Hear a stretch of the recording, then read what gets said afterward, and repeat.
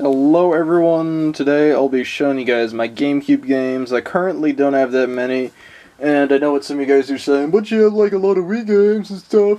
But I mean, that's only because I've only had my GameCube for like 2 years or something, when I've had my Wii for like 12 years, I'm pretty sure.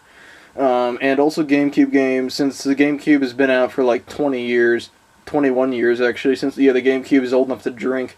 Since it's been out for a longer time, then the GameCube games are harder to find and stuff, and they cost more and stuff. Like, I'm pretty sure, I don't even know, I think a copy of, I think like a mint condition of SpongeBob Battle for Bikini Bottom is like $120.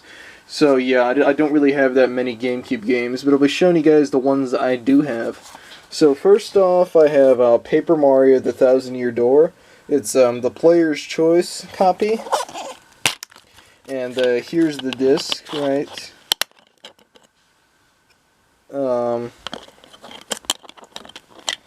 As well as, this is really cool. I remember when Nintendo Power was a thing. They had this little like pamphlet thing that says like, you subscribe to Nintendo Power, and on the copy there's a character from the game on it. I think his name is like Professor Frankly. I'm pretty sure that's his name.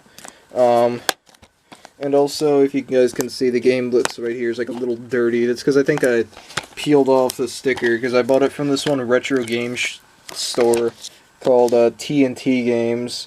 That store, like the one close to me, shut down. And by close to me, I mean like an hour away and stuff. That was the only place to get them, because I mean GameStop stopped selling GameCube games after a while.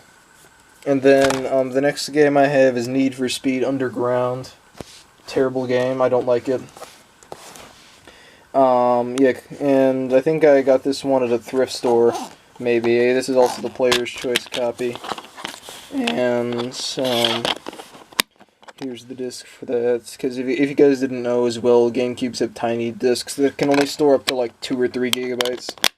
This version also comes with, this one also comes with the manual. And then, next I have Sonic Mega Collection. It comes with 7 games included in it. There's the disc.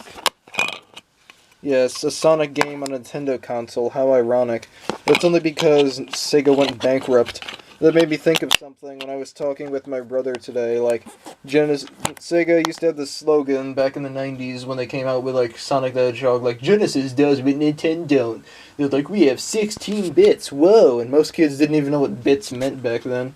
They just knew that 16 was a higher number, so it must be good. And one of the things I think is funny is how Sega said Genesis does what Nintendo don't, and yeah, and now I remember Sega went bankrupt in like 2001, so now I'm imagining just like the CEO of Sega just walking up to the CEO of Nintendo being like, hey guys, so yeah, let's just be friends now, like, can we put Sonic on the GameCube? And Nintendo's like, oh, you want us to help you now, how ironic. And you have Player's Choice copy. It comes with Sonic Original, Sonic 2, Sonic 3, Sonic and Knuckles, Sonic 3D Blast, Sonic Spinball, and Dr. Robotnik's Mean Bean Machine. Yes, that's the actual name of the game. It's like a Tetris type of puzzle game. It's really weird. And then next we have Shadow the Hedgehog, which is basically black, edgy Sonic.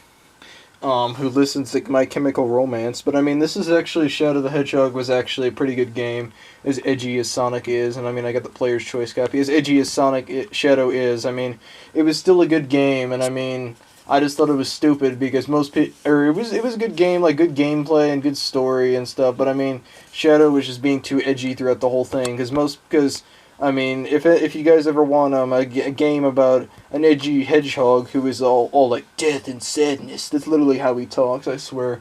And if you guys want that in a hedgehog who says damn every 10 seconds, then this game is for you. Yes, an E10 plus game that says damn. Oh, edgy. And I bet all the 4th graders are like, Sonic, Shadow's so hot, or whatever. Or I don't think anyone has ever said that.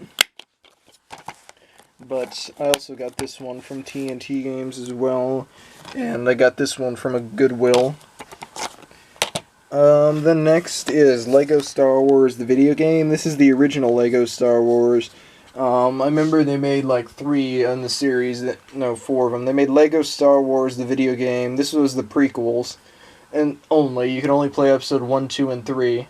And then they made Lego Star Wars 2, which was the which was the originals, where it was you could play episode 4, 5, and 6. And then they made the complete saga, which was you could play all of them.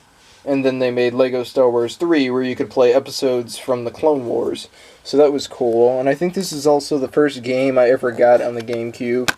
And here's the disc. I'm pretty sure it was made by like a different company than the other one. I know this was made by Traveler's Tales and like Eidos Gaming, but I think the other Lego Star Wars games are made by Traveler's Tales and LucasArts. And then next we have Batman Vengeance. It's not very good at all. I think I got this one from TNT Games. Yeah, it actually has, instead of the back, they have TNT Games on here with a coked out rabbit on there blowing up TNT and exploding stuff. I think I bought this game for $8, and it's terrible. It's not worth $8. It's worth 8 cents maybe if you're lucky. But then next we have this game. I couldn't really get the sticker off. It says $13, but thankfully enough, I did not buy it for $13. I bought it for like $2 back in the day at Goodwill. And this is NASCAR Thunder 2003. Really bad. Yeah, it was really bad. I didn't like it. Right, so then this game is also from TNT Games. The Fairly Odd Parents Breaking the Rules. I used to watch this show a lot as a kid, not anymore really. And I think like it's made by some of the same people who made the SpongeBob games. And I don't even know why I got this. Like I don't even think I bought it. I think like my grandma bought it because she was like, "Oh, this looks friendly for my kid." And I think when she bought it, I was like 16. So I was like, "Why did she get this shit for me?" It's not very good at all. She paid $11.95 for that. It's not worth $11.90. It's not worth 11 cents.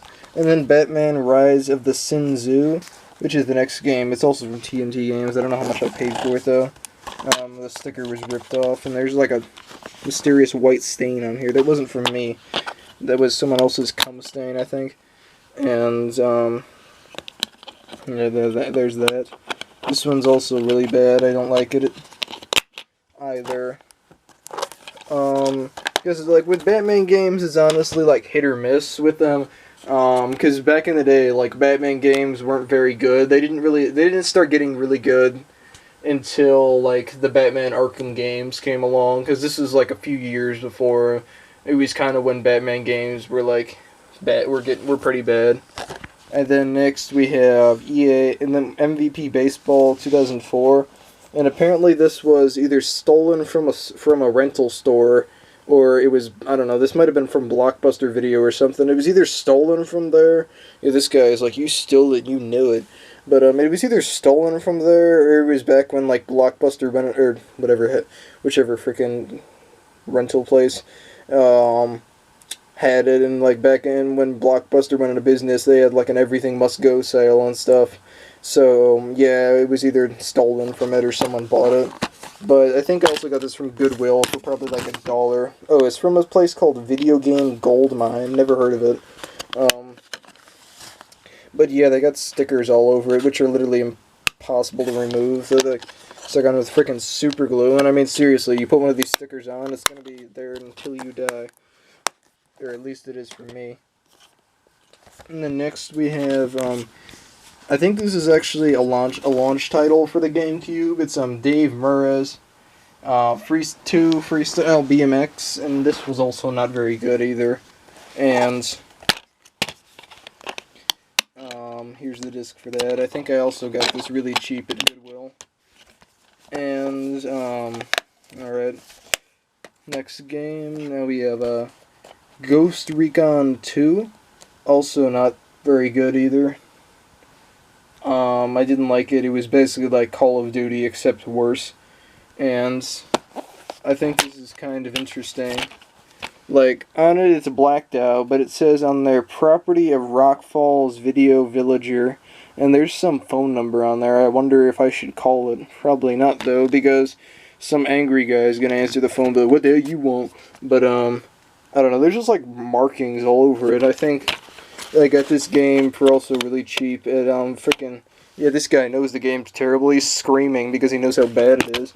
But yeah, this game, here's the disc with that, and it's got permanent marker all over it. And yeah, so it wasn't a very good game. It's one of the few T-rated games I have. I don't have any M-rated games yet. And then last but not least, I have Shrek 2 as well, and this actually was a pretty good game. Not because it's a Shrek game, just because it's a good game. It was like a platformer game, and it's pretty fun. I liked it. I think I got this from a thrift store, and Shrek games usually tend to be pretty good. Like, most Shrek games aren't very bad, and I mean, there's only like 10 Shrek games out there, and this one has initials RD. I don't know, Radioactive Donkey, I don't know what it stands for, and yeah, Donkey on the game. And, yeah, that's all the games. I also do have Luigi's Mansion. I don't know where I put that, though.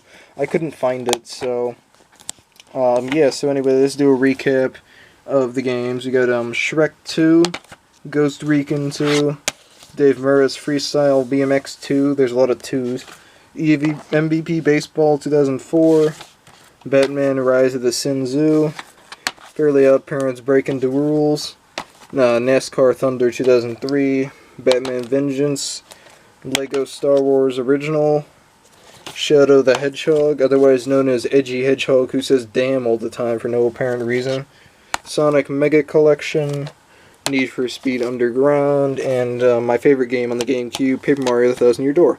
So, thank you guys so much for watching. Have a very good day, and I'll see all you guys very soon.